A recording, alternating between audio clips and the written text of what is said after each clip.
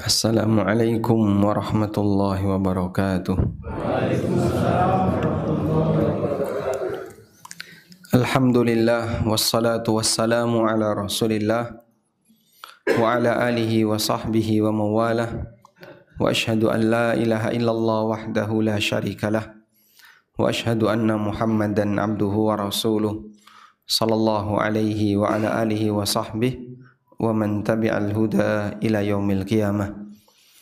Alhamdulillah, puji syukur kita haturkan kehadirat Allah Azza wa Jal di pagi ini di Masjid Kalimasada, Ngagle, Sleman, Yogyakarta. Kita dipertemukan oleh Allah dalam kajian subuh di sisa-sisa tenaga para jamaah yang sudah mulai ngantuk. Karena tadi malam mungkin ada yang tidak tidur, ada yang memang ngantuk kalau bar subuh, Pak. Habis sahur biasanya bawaannya pengen tidur. Tapi Anda bertahan, semoga Allah Subhanahu wa taala memberikan kita kemudahan untuk bisa melaksanakan aneka ketaatan kepadanya. Kita mau membahas tentang lebaran bersama Nabi sallallahu alaihi wasallam. Membersamai seseorang itu salah satu di antara maknanya adalah mengikuti dan meniru aktivitas orang tersebut.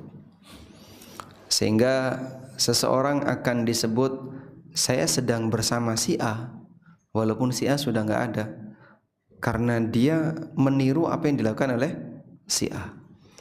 Membersamai Nabi sallallahu alaihi wasallam berarti meniru apa yang dilakukan oleh Nabi sallallahu alaihi wasallam. Lebaran bersama Nabi sallallahu alaihi wasallam bukan berarti kita open house untuk menyambut beliau, tapi yang kita lakukan adalah bagaimana meniru beliau sallallahu alaihi wasallam ketika berhari raya. Kita tahu bahwa hari raya ini ada dalam setiap agama. Dalam Islam ada hari raya, dan semua agama non-muslim juga punya hari raya. Makanya kalau ini geser iman, mungkin kita tidak melakukan perayaan Idul Fitri, tapi mungkin kita nyepi atau Waisak atau perayaan Natal atau perayaan yang lainnya sesuai dengan apa yang kita yakini. Sama-sama bentuknya perayaan, tapi karena beda keyakinan maka beda yang disembah. Dan dalam setiap perayaan-perayaan itu nanti pasti akan ada praktek ritual mengagungkan sosok tertentu sesuai dengan apa yang disembah. Kita bersyukur kepada Allah Subhanahu wa taala. Kaum muslimin diajarkan untuk melakukan perayaan, dan isi dari perayaan kita adalah melaksanakan apa? Salat Id. Melaksanakan salat Id sebagai bentuk rasa syukur kita kepada Allah Subhanahu wa taala. Selanjutnya, dalam setiap perayaan yang dilakukan oleh muslim, di sana ada dua praktek yang bercampur. Pertama adalah adab yang diajarkan Nabi sallallahu alaihi wasallam. Yang kedua, budaya yang dipraktekkan oleh masyarakat. Yang pertama, adab yang diajarkan Nabi sallallahu alaihi wasallam, dan yang kedua, budaya yang dilakukan oleh masyarakat. Nah, di sini kita perlu menegaskan satu prinsip terlebih dahulu. Pertama, bahwa berbudaya hukumnya diperbolehkan, tapi budaya tidak boleh dijadikan sebagai sumber keyakinan. Karena budaya itu bukan agama. Sehingga kalau ada orang yang berbudaya tapi budayanya ini dijadikan sebagai agama, maka nanti dia akan menjadikan budaya itu sebagai sumber keyakinan. Yang kedua, apabila terjadi benturan antara budaya dengan aturan agama, sebagai orang yang beriman kita lebih mendahulukan yang mana? Jadi benturan antara budaya dengan aturan agama. Sebagai orang yang beriman kita dahulukan yang mana? Aturan agama. Sehingga jangan sampai kita lebih mengunggulkan budaya daripada aturan agama. Karena orang musyrik, para musuh Rasul, para musuh Nabi, mereka lebih mendahulukan budaya daripada aturan agama. Wa idza qila lahum ittabi'u ma anzalallah qalu bal nattabi'u ma alfaina alaihi aba'ana. Apabila diperintahkan kepada mereka, ittabi'u ma anzalallah, ikutilah apa yang Allah turunkan. Qalu, maka mereka mengatakan, bal nattabi'u ma alfaina alaihi aba'ana, kami lebih memilih untuk mengikuti apa yang kami dapatkan dari leluhur-leluhur kami. Sehingga ajaran para nabi dikesampingkan dalam rangka untuk mengikuti ajaran leluhur. Dan ini berbahaya. Dan dalam perjalanan sejarah dakwah para nabi, banyak sekali musuhnya para nabi itu membela praktek yang salah yang mereka lakukan dengan alasan ini adalah ajaran leluhur. Padahal kaum muslimin itu punya enggak leluhur, Pak? Punya. Siapa leluhurnya kaum muslimin? Siapa leluhur kita, Pak? Para sahabat Nabi SAW. Mereka adalah murid-muridnya Nabi Muhammad SAW. Jadikan mereka sebagai leluhur tertinggi. Sehingga kalau misalnya terjadi benturan antara aturan syariat dengan leluhur, maka sebagai orang yang beriman, kita wajib mengikuti aturan syariat, dan untuk ajaran leluhur yang bertentangan ya kita tinggalkan. Misalnya ya, sebagai contoh, dalam berhari raya itu cukup banyak sekali ya, peran budaya yang ikut terlibat dalam mempengaruhi aktivitas masyarakat. Contohnya Pak, orang punya keyakinan kalau lebaran itu waktu untuk ziarah kubur. Mungkin di sebagian wilayah Jogja nggak begitu kelihatan, tapi di area Jawa Timur dan beberapa tempat-tempat yang lain, begitu selesai sholat Id, yang dikunjungi pertama apa? Kuburan. Loh, kenapa yang dikunjungi pertama kuburan? Ya, sebelum kita peluputan minta maaf kepada tetangga, maka sebelumnya adalah kita minta maaf kepada orang yang sudah mati. Lalu dia datang ke kuburan, kemudian dia minta maaf kepada orang itu. Dan keyakinan seperti ini keyakinan yang kurang tepat ya, yang tidak benar. Siapa yang ngajari bahwasanya ziarah kubur itu harus pas lebaran? Tidak ada. Nabi SAW tidak mengajarkan demikian. Ziarah kubur bisa dilakukan di semua waktu. Ketika lebaran boleh ziarah kubur, sebagaimana di luar lebaran juga boleh ziarah kubur. Maka secara khusus menyediakan waktu khusus dan meyakini adanya waktu khusus untuk ziarah, ini berarti membuat aturan baru. Dan pasti itu dilatar belakangi oleh keyakinan. Apa keyakinan kamu? Ya, yang mati juga butuh lebaran. Lebarannya yang mati bukan di sini, Mas. Mereka berada di alam barzah. Yang dulu berbuat baik akan mendapatkan kenikmatan, yang dulu berbuat jahat akan mendapatkan hukuman sesuai dengan apa yang diputuskan oleh Allah Subhanahu wa taala. Karena itu silahkan doakan orang yang sudah meninggal di waktu kapanpun, di tempat manapun, karena doa seorang mukmin akan sampai kepada mukmin yang lain selama dia doakan dengan doa yang baik dan diijabahi oleh Allah Ta'ala. Tayyib. Sehingga gesekan antara aturan agama dengan budaya dalam hal ini ada dua ya. Pertama, budaya jangan dijadikan sebagai aturan agama, jangan dijadikan sebagai landasan ideologi. Yang kedua, jika terjadi benturan, maka kita tidak boleh lebih memilih budaya daripada aturan agama. Tidak salaman dengan lawan jenis yang bukan mahram, boleh atau tidak? Boleh atau tidak? Harus biasane kaya ngono kok. Saiki kok sok suci. Karo budine dhewe kok ora gelem. Lho, bude kan mahram Pak Ustaz. Pak D-nya istrinya bude itu bukan mahram. Istrinya Pak Le itu bukan mahram. Misalnya bapak kita punya saudara laki-laki, berarti kita punya paman. Istrinya paman ini apa, Pak? Bule, ya. Bibi. Mahram atau bukan? Bukan. Itu orang lain. Ya, walaupun kita keponakannya paman. Hubungan kita dengan paman, bukan dengan istrinya paman. Maka salaman dengan istrinya paman hukumnya dilarang. Kowe saiki kok kaya ngene ngaji ning ndi kowe iki, Mas? Malah dikucel-kucel gitu. Padahal ini termasuk di antara pelanggaran yang paling banyak terjadi ketika hari raya. Dia berpuasa selama 1 bulan Ramadan, begitu hari raya dikotori dengan banyak dosa, dengan aneka maksiat yang dilakukan. Ada yang sudah mulai bebas berpakaian, sehingga saat lebaran mereka nggak pakai jilbab, ya. Kemudian sholat id muknanya ditenteng, orangnya nggak pakai jilbab. Ada satu hadis Nabi SAW, beliau pernah mengatakan, sinfani min ahlin nar lam arahuma.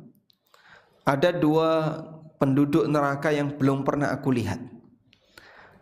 Kemudian Nabi SAW menyebutkan, rajulun ma'ahu siyatun yadribu bihin nas. Ada orang yang membawa pecut, membawa cemeti yang dia gunakan untuk mukuli orang lain. Dan tafsirnya adalah pemimpin yang zalim. Yang kedua, nisaun kasiyatun ariyatun ma'ilatun mumilatun ru'usuhunna ka'asnimatil bukhtil ma'ilah. Wanita yang berpakaian tapi telanjang. Kenapa disebut berpakaian tapi telanjang? Dia berpakaian tapi tidak sempurna menutup aurat, sehingga dia pakai rok tapi sampai betis. Dia pakai atasan tapi terlihat lehernya, terlihat lengannya. Dia berangkat ke tempat sholat id sambil membawa mukna dengan pakaian seperti ini. Lalu setelah itu ikut sholat, dia pakai mukna. Apa ancaman yang diberikan Nabi SAW? La yajidna rihal jannah.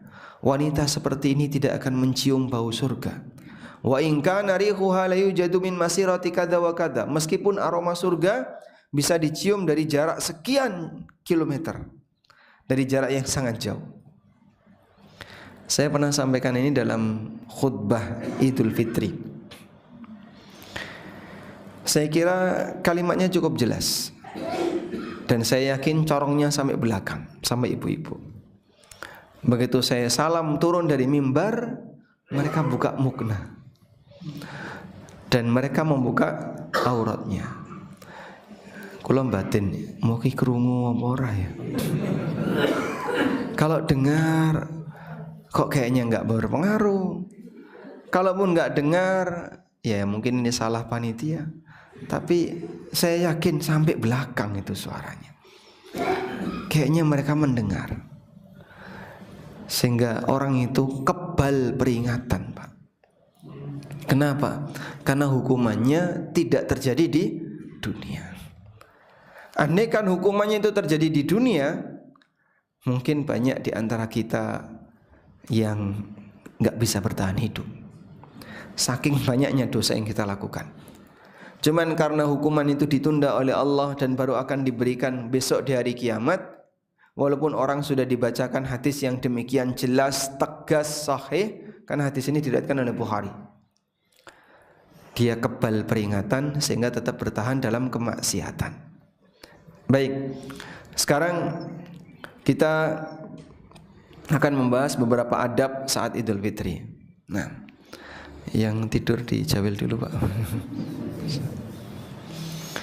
Ini baru mulai ya. Baru mulai. Mungkin yang belakang-belakang kalau tidur tolong dibangunin dulu. Beberapa sunnah ketika Idul Fitri. Yang pertama, makan sebelum berangkat sholat id. Ada dua hari raya, Idul Fitri dan Idul Adha, tapi aturannya berkebalikan. Kalau Idul Fitri dianjurkan untuk makan terlebih dahulu sebelum berangkat sholat Id. Kalau Idul Adha dianjurkan untuk sholat dulu sebelum makan. Makanya jangan kalau Idul Adha puasa dulu, terutama yang kurban, sehingga yang kurban nanti sarapannya menggunakan daging kurban, sebagaimana sunnah Nabi SAW. Ibnu Qudamah mengatakan, as-sunnatu ayyakula fil fitri qabla as-salah wa la yakulu fil adha hatta yusalliya. Yang sesuai sunnah, orang itu makan ketika Idul Fitri sebelum sholat. Sementara ketika Idul Adha dia tidak makan sampai dia sholat. Wa hadza qaulu aktsari ahli ilmi, dan ini adalah pendapat mayoritas ulama. Di antaranya Ali bin Abi Thalib, Ibnu Abbas, Imam Malik, Imam Asy-Syafi'i dan ulama yang lainnya. Lalu kata Ibnu Qudamah, la na'lamu fihi khilafan, kami tidak menjumpai adanya perbedaan dalam masalah ini. Dan walhamdulillah sunnah seperti ini sudah dilakukan oleh kaum muslimin. Kenapa sih Pak kok kita makan dulu sebelum berangkat sholat Id?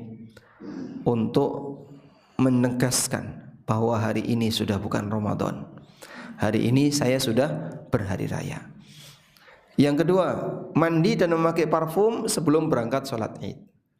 Dianjurkan untuk mandi sebelum berangkat sholat Id. Ibnu Umar annahu kana yaghtasilu yaumal fitri qabla ayyaghdwa. Beliau mandi sebelum berangkat sholat Id ketika Idul Fitri.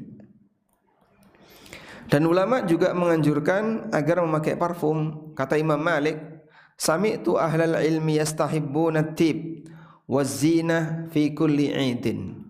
Aku mendengar para ulama mengatakan dianjurkan untuk memakai parfum dan memakai pakaian yang terbaik ketika berangkat untuk sholat Id. Sehingga kalau ada yang baru, silahkan pakai yang baru. Kalau ada yang lebih bagus, silahkan pakai yang lebih bagus. Anda memakai pakaian yang bagus, diniatkan dalam rangka mengikuti sunnah, maka ini termasuk di antara bentuk ibadah.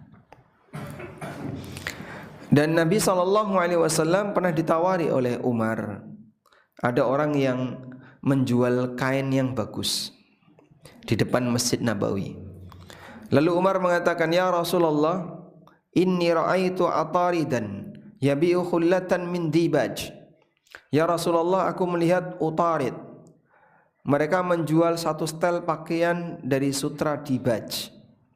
Bagaimana falau ishtaraitaha falabistaha lil wufuti walil idi walil jumu'ah. Bagaimana kalau Anda membelinya ya Rasulullah, lalu dipakai ketika menerima tamu, ketika berhari raya, dan ketika Jumatan. Tapi Nabi SAW menolaknya karena kainnya berbahan sutra. Namun beliau tidak mengingkari pernyataan Umar kalau pakaian yang bagus ini digunakan untuk berhari raya. Baik, dan alhamdulillah insyaallah sunnah seperti ini juga sudah dilakukan oleh kaum muslimin. Berikutnya, takbiran saat Idul Fitri. Praktek para sahabat, mereka itu takbiran ketika berangkat menuju tempat sholat, baik lapangan maupun masjid. Dan sunnah seperti ini barangkali sudah mulai banyak yang ditinggalkan, sehingga takbirannya itu di masjid-masjid, bukan di jalanan. Padahal dulu para sahabat mereka takbiran itu di jalanan. Ketika berjalan menuju tempat sholat Id, mereka bertakbir.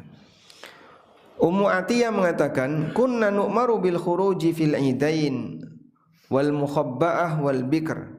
Qalat al-khuyyat yakhrujna fayakunna khalfan nas yukabbirna ma'an nas. Kami dulu diperintahkan untuk menghadiri 2 hari raya, termasuk para gadis pingitan, para wanita yang sedang haid pun keluar. Mereka berada di belakang lelaki dan mereka bertakbir bersama masyarakat. Sehingga saat keberangkatan menuju sholat, rame-rame takbiran. Ya, makanya dulu sempat terjadi gesekan ya. di Indonesia, terutama di daerah Bali. Sekarang tahun ini hampir saja Pak, antara hari raya dengan Nyepi itu bersamaan. Kalau Nyepi tidak boleh keluar rumah, tidak boleh ada suara, bahkan harus suara bisu. Sebagian di antara mereka puasa. Saya punya teman orang Bali dan mereka mengatakan bandara tutup, jalanan tutup, semua tidak boleh keluar rumah, nggak boleh bicara, lampu dimatikan, nggak ada listrik, bahkan sinyal hilang, dimatikan. Itu ketika Nyepi, dan itu berlangsung 2 hari, H-1 sama hari H. Kebayang nggak, Nyepi kok pas hari raya Pak? Sehingga yang satu takbiran, yang satu semedi tanpa suara. Ya akhirnya jadi sempat ribut ya. Nah, untuk tahun ini selisih 2 hari. Alhamdulillah, karena begitu selesai Nyepi kan sudah dibuka lagi.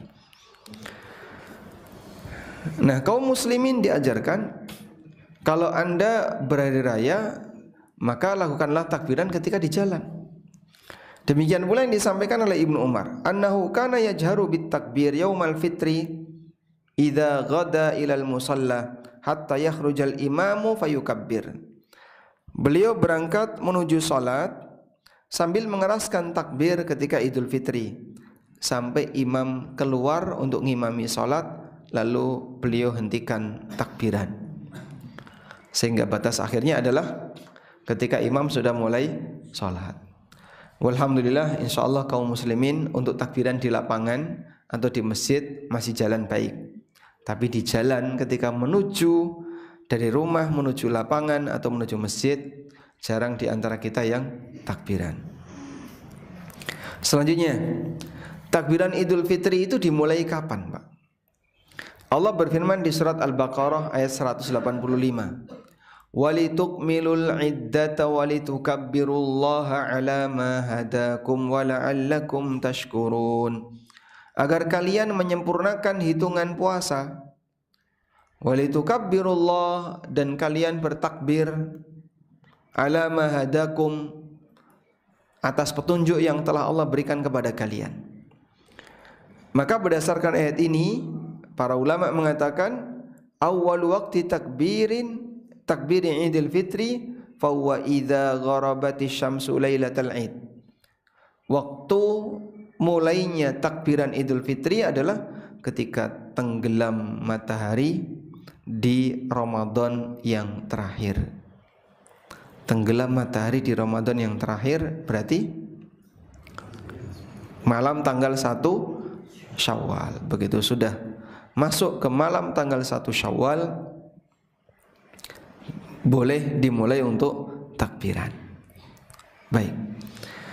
Alhamdulillah, dan praktek ini pun sudah dilakukan oleh kaum muslimin. Lanjut ya. Nah, yang sudah ngantuk dibangunin lagi. Pokoknya kayak gitu terus kalau ngaji. Ya. Kemampuan orang dewasa untuk menangkap materi itu maksimal 19 menit. Maksimal. Maka kalau menyampaikan materi kok lebih dari 19 menit, harusnya diapain? Gebrak meja. Oh, gebrak meja. Nah, di break dulu sesaat, lanjut lagi. Nanti dia seperti nge-refresh. Lanjut ya. Selanjutnya, saling mendoakan ketika berhari raya. Jubair bin Nufair mengatakan, kana ashabu Rasulillah sallallahu alaihi wasallam idzal taqaw yaumal idi yaqulu ba'duhum li ba'din. Dulu para sahabat Rasulullah sallallahu alaihi wasallam kalau mereka ketemu, saling ketemu ketika hari raya, maka antara satu dengan yang lain mengucapkan taqabbalallahu minna wa minkum. Taqabbalallahu minna wa minkum. Baik. Dan biasakan seperti ini. Taqabbalallahu minna wa minkum itu artinya apa, Pak? Semoga Allah menerima amalku dan amal kalian. Sehingga bentuknya doa agar amal kita diterima. Masyarakat kita gimana? Baik ketemu lahir batin ya. Pripun? Podo-podo. Kosong-kosong. Karepe pripun niku? Mohon maaf lahir batin. Ya boleh saja saling memohon agar dimaafkan, tapi sunnah ini kalau bisa jangan hilang. Tapi kok rasanya aneh ya Pak. Liyane rano sing kaya ngono Pak. Taqabbalallahu minna wa minkum. Bingung iki jawabe piye ya? Wis ta pokoke sampean manggut wis. Ya, manggut. Karena intinya adalah saling mendoakan agar amal kita diterima. Taqabbalallahu minna wa minkum. Semoga Allah menerima amal kita. Ya Anda cukup jawab taqabbal ya karim. Terimalah wahai Zat yang maha mulia. Bisa. Sehingga jawabnya bisa taqabbalallahu minna wa minkum, dijawab wa taqabbalallahu minna wa minkum, atau dijawab wa iyyakum, atau dijawab taqabbal ya karim, atau dijawab amin, bisa. Karena semua jawaban ini intinya mendukung doa seperti yang disampaikan. Muhammad bin Ziyad pernah menceritakan, ra'aitu Aba Umamah al-Bahili yaqulu fil 'idi li ashabihi. Aku pernah melihat sahabat Abu Umamah al-Bahili ketika berhari raya, beliau mengucapkan kepada para sahabatnya, taqabbalallahu minna wa minkum. Taqabbalallahu minna wa minkum. Insyaallah pun hafal sedaya nggih. Ya, coba kalau dereke taqabbala. Taqabbalallahu minna wa minkum. Monggo dibaleni. Insyaallah hafal nggih. Simbaya hafal Pak? Coba. Alhamdulillah. Semoga Allah menerima amal kita. Dan kalimat ini dianjurkan untuk dibaca seusai kita melaksanakan ibadah bareng-bareng dengan banyak orang. Misalnya selesai menyembelih kurban, kita mendoakan taqabbalallahu minna wa minkum. Semoga Allah menerima kurban kita semua. Antara para jamaah umroh, kalau sudah selesai umroh senang, begitu tahallul senang. Maka kita saling membaca taqabbalallahu minna wa minkum. Karena doa seperti ini penting. Kita tidak tahu apakah amal kita diterima atau tidak. Maka untuk mendukung agar amal kita diterima, Anda iringi dengan doa. Mintalah kepada Allah Subhanahu wa taala agar menerima amal kita. Selanjutnya, berkaitan dengan budaya saling berkunjung. Apakah seperti ini diperbolehkan dan ada dalilnya? Di sini saya bacakan keterangan dalam ensiklopedia fikih Al-Mawsu'ah Al-Fiqhiyah. At-tazawur masyru'un fil Islam.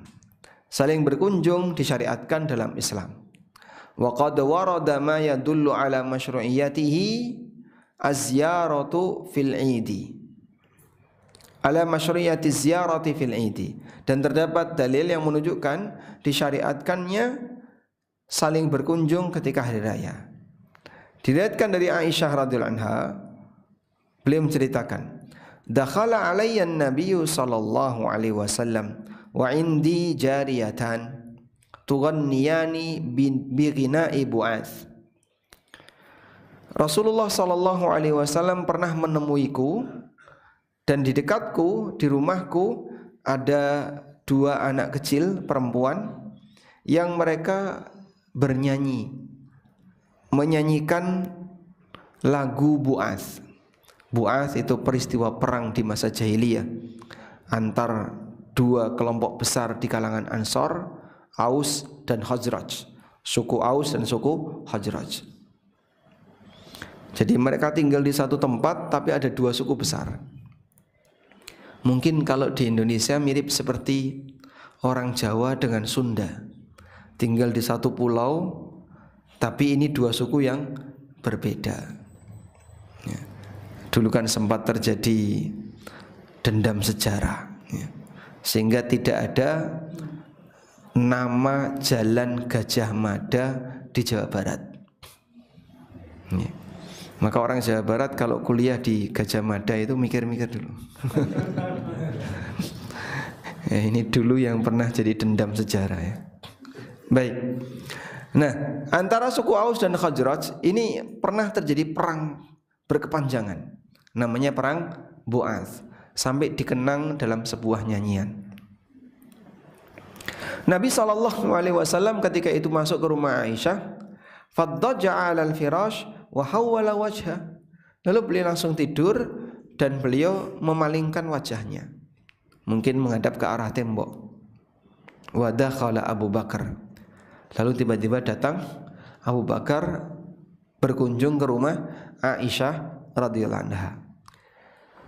Wa mawdi'u syahidi fihi, dan sisi pendalilan yang bisa kita ambil dari sini adalah bahwasanya Abu Bakar As-Siddiq mengunjungi Aisyah radhiyallahu anha wa ka'annahu jaa'a za'iran laha ba'da an dakhala an-nabiy sallallahu alaihi wasallam baitahu. Seolah-olah Abu Bakar datang untuk berkunjung kepada Aisyah setelah Nabi sallallahu alaihi wasallam memasuki rumahnya. Sehingga ini dijadikan sebagai dalil bahwa berkunjung ketika hari raya hukumnya diperbolehkan. Oleh karena itu, Bapak Ibu yang dimuliakan Allah, budaya di masyarakat kita saling berkunjung ketika hari raya ini budaya yang baik, sah saja untuk dipertahankan. Cuman tidak harus mewajibkan. Dalam arti begini, wah dia kok pas hari raya nggak datang ke rumah saya ya, berarti memusuhi saya. Nah, ini kesimpulan yang salah. Karena pada prinsipnya ini tidak wajib. Saya mau tanya, sebagai orang tua yang sudah pengalaman jadi orang tua ya? Sampun gadah putra, gadah mantu, kagungan putu, sudah punya anak, punya menantu, punya cucu. Kalau pas lebaran anaknya nggak pulang, itu orang tua emosi atau tidak? Emosi. Emosi Pak. Marah atau tidak? Marah. Kalau ada anak yang tidak pulang saat hari raya, sebagai orang tua, Anda menganggap itu anak durhaka atau tidak? Nyun saya simbai. Yes Pak pinten. Pitung doso setunggal, masya Allah. Tese timur nggih. Alhamdulillah. Yo dibandingkan yang 90-an kan. Putrane pinten? Kali nek mboten kundur pas lebaran pripun? Oh teng Riau sedaya, alhamdulillah. Pun teng Riau sedaya. Ya. Terkadang kan ada orang tua pokoknya mewajibkan, nek kowe ra mulai wis rasa mulai sak lawase. Wong lebaran kok gak boleh, bodoh ora mulai, termasuk di antara ditandai sebagai bentuk durhaka. Baik untuk anak mungkinlah orang tua berharap seperti itu. Semua bahagia kumpul sama keluarga, kok kamu nggak pulang? Padahal bapak pengen kamu juga pulang, nanti kumpul keluarga. Tapi terkadang yang bukan orang tua ikut-ikutan. Kowe kok rane omahku? Wah, tonggo durhaka. Ada istilah tetangga durhaka. Masya Allah, ini istilah baru ini ya. Lah, kalau memang bukan wajib ya tidak mengharuskan seperti itu. Ini bukan dalam rangka memasang permusuhan, namun ya perlu untuk saling memahami. Mungkin dia sedang sibuk di waktu itu, ada urusan yang lain dan seterusnya. Sehingga kalau nggak datang ya tidak perlu dimusuhi. Kita ulangi ya. Kalaupun tidak datang, tidak perlu dimusuhi. Sesuatu itu boleh dimusuhi kalau orang ini meninggalkan kewajiban. Di masa Nabi SAW, orang yang meninggalkan kewajiban itu dimusuhi masyarakat. Sampai dulu kata Ibnu Mas'ud, nyuwun sewu nggih, niki pangapunten lho rada sensitif. Di zaman Nabi SAW, kalau ada lelaki tidak datang ke masjid, itu langsung dicap sak kampung munafik. Nah, dulu ya.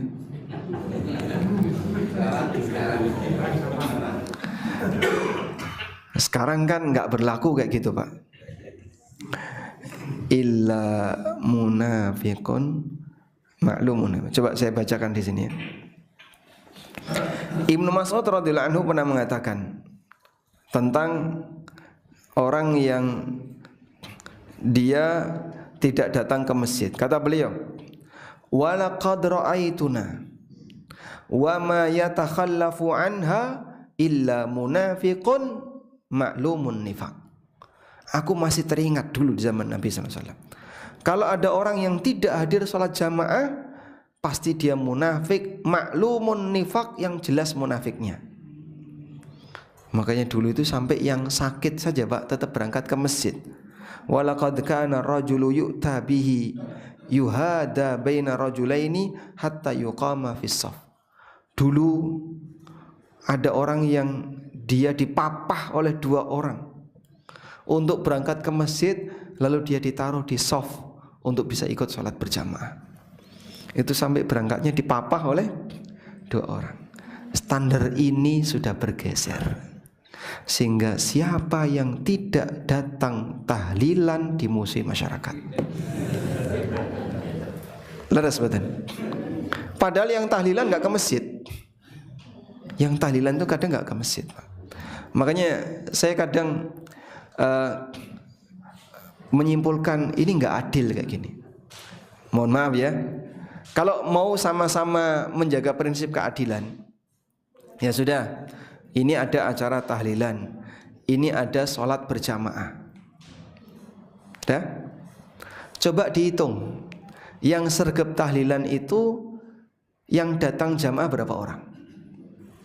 Saya berani jamin nggak sampai 10%. Bahkan banyak di antara yang sergap tahlilan nggak sholat. Tapi kalau tahlilan friend, teman, friend semua. Ini adalah friend semua, satu circle, satu teman akrab. Yang nggak datang dikucilkan di masyarakat. Sudah? Nah yang nggak datang ini hadir sholat jamaah. Dia sergap sholat jamaah 5 waktu, nggak pernah ketinggalan. Tapi dia tidak pernah memusuhi orang yang tidak sholat jamaah. Loh ini kan jadinya tidak seimbang. Nah makanya kita jadi heran dengan masyarakat yang bukan kewajiban agama, kalau tidak didatangi dimusuhi. Yang kewajiban agama ketika tidak didatangi tidak dimusuhi. Nah, ini karena standarnya geser. Nyuwun sewu nggih. Rapat RT itu wajib enggak? Wajib kan? Tidak. Kalau tengah iki wajib mboten? Wajib. Wajib. Kalau enggak rapat RT, sing penting storane teko, Mas. Wong ngira teko ora apa-apa, sing penting storane teko. Baik. Ada orang yang kadang tidak mengikuti kegiatan kampung yang sebenarnya ya tidak harus datang ya. Tapi ada yang kadang ketika nggak datang dimusuhi sak kampung. Karena sekali lagi budaya lebih kuat pengaruhnya daripada agama. Padahal mereka kadang kalau nggak Jumatan, dia nggak Jumatan juga masyarakat biasa saja. Ini nggak pernah datang sholat jamaah juga masyarakat nggak memusuhinya, tidak dikucilkan, tidak di ini. Nah maka masyarakat punya standar yang berbeda. Baik, kita kembali ke sana tadi ya. Jadi dalam masalah berkunjung ketika Lebaran, hukum asalnya ini tidak wajib. Sehingga kalaupun ada yang berkunjung, walhamdulillah, bisa berkunjung silahkan dilakukan. Tapi kalaupun misalnya rumah kita tidak dikunjungi, kita tidak perlu nesu, tidak perlu marah. Ya, karena seperti ini hukum asalnya tidak wajib. Justru kamu marah ini marah tanpa dasar yang jelas. Ngapain kamu marahi dia? Oh, dia nggak kunjung ke rumahku. Apa hukum berkunjung ke rumahmu? Wajib. Mewajibkan sesuatu yang hukum asalnya tidak wajib. Baik. Selanjutnya, mengenai salaman dengan lawan jenis. Saya bacakan hadis berikut ini. Baik, mungkin tolong disimak baik-baik dan sebarkan hadis ini kepada siapapun. Ma'qil bin Yasar radhiyallahu anhu pernah mengatakan, li ayyu ta'ana fi ra'si rajulin bimikhyatin min hadidin. Kepala seseorang ditusuk dengan menggunakan jarum besi, khairun min ayyamas samra'atan la tahillulah. Itu lebih baik daripada dia menyentuh wanita yang tidak halal baginya. Kepala orang ditusuk dengan besi, ditusuk dengan jarum besi. Ya, tentu saja kepala ditusuk dengan paha ditusuk, lebih sakit mana, Pak? Kepala. Itu lebih baik daripada dia menyentuh tangan wanita yang bukan mahram. Makanya waspada dengan seperti ini ya. Mungkin orang menganggapnya mongkoyo ngono kok. Jangan bilang mongkoyo ngono. Allah mengatakan dalam Al-Qur'an, tahsabunahu hayyinan wa huwa indallahi azim. Kalian menyangka itu hal yang ringan, padahal itu besar di sisi Allah. Makanya dulu kata Anas bin Malik, beliau pernah membandingkan bagaimana kondisi para sahabat dengan generasi setelahnya. Anas radhiyallahu anhu pernah mengatakan tentang bagaimana cara pandang sahabat terhadap dosa. Kata Anas, innakum la ta'maluna a'malan hiya ad-daqqu fi a'yunikum minasy-sya'r in kunna lana'udduha ala ahdin Nabi sallallahu alaihi wasallam minal mubiqat. Dulu kalian melakukan amalan, kalian menganggap amalan itu lebih ringan daripada rambut, padahal di zaman Nabi sallallahu alaihi wasallam kami anggap itu dosa besar. Orang zaman sekarang menganggap itu seperti rambut, tinggal disebul hilang. Tapi orang dulu, para sahabat di zaman Nabi sallallahu alaihi wasallam, mereka menganggap kesalahan itu seperti dosa besar. Wallahu a'lam. Baik, mungkin itu yang bisa kita sampaikan. Semoga apa yang kita bahas ini bermanfaat. Kita sampai jam pinten, Pak?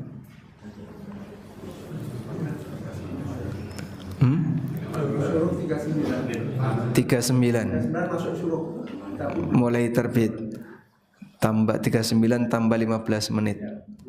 Berarti sampai jam 5.50. 55. Nggih. Kurang 8 menit. Baik. Ada yang mau tidur sini? Barangkali ada yang mau disampaikan, silakan. Nggih, monggo. Dulu masyhur waktu lebaran diucapkan minal aidin wal faizin. Itu sebenarnya dasar mana? Masyhur di masyarakat kita kalau lebaran ada kalimat minal aidin wal faizin. Itu asal usulnya dari mana? Minal aidin artinya apa, Pak? Nggak tahu. Nggak tahu. Yang penting pokoknya melu-melu. Karena di mana-mana seperti itu ya, kita cuma ikut-ikutan. Minal aidin wal faizin. Pripun? Kalau mohon maaf lahir batinnya kita paham. Minal aidin wal faizin itu maksudnya apa sih, Pak? Kita kembali dan kita berhasil. Min itu artinya apa, min? Dari minal aidin, dari orang yang kembali, wal faizin, dan orang yang berhasil. Jadi kita itu mengatakan tanpa ada pengantar dari orang yang kembali dan berhasil pas salaman. Padahal yang namanya kata depan dari, ke, di, kemudian apalagi kepada, itu kan mesti ada pendahulunya. Tidak mungkin tiba-tiba bapak datang dari pasar, aku ratakon kok tiba-tiba ketemu salaman dari pasar. Kecuali kalau ada pembukanya. Dari mana? Dari pasar.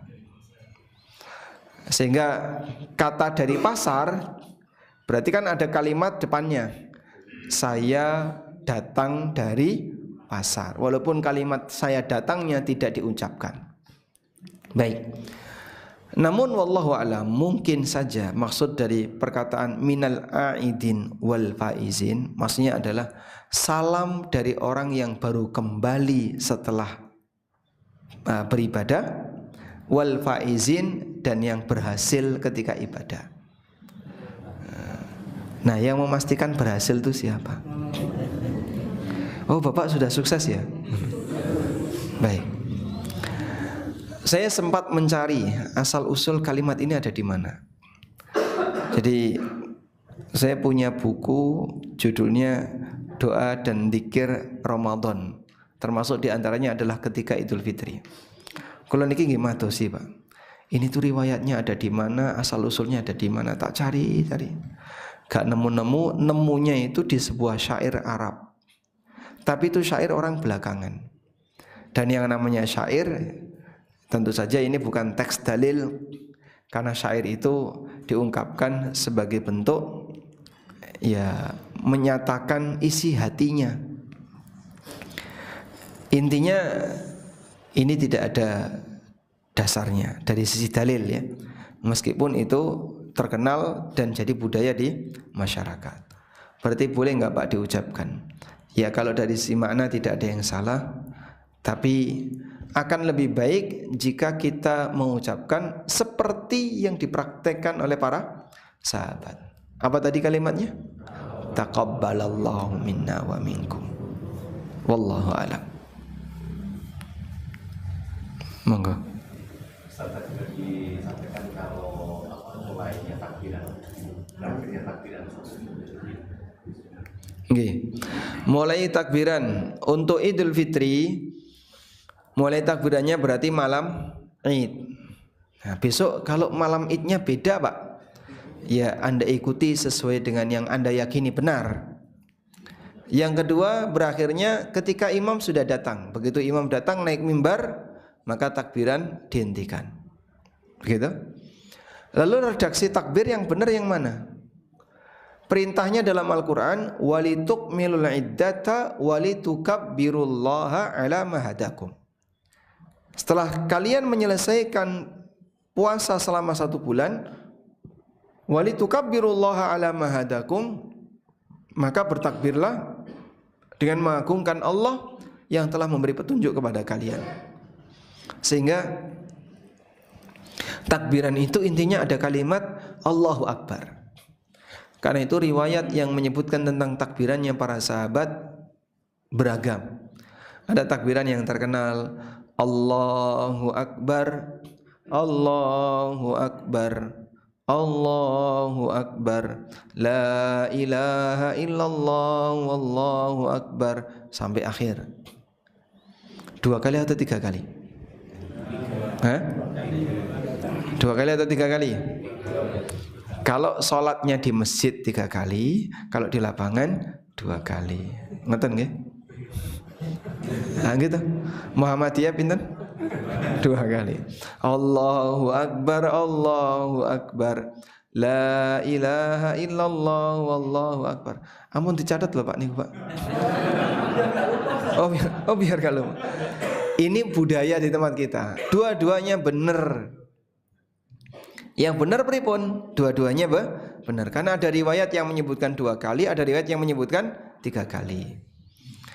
Takbiran yang lain, ini takbirannya Ibnu Abbas.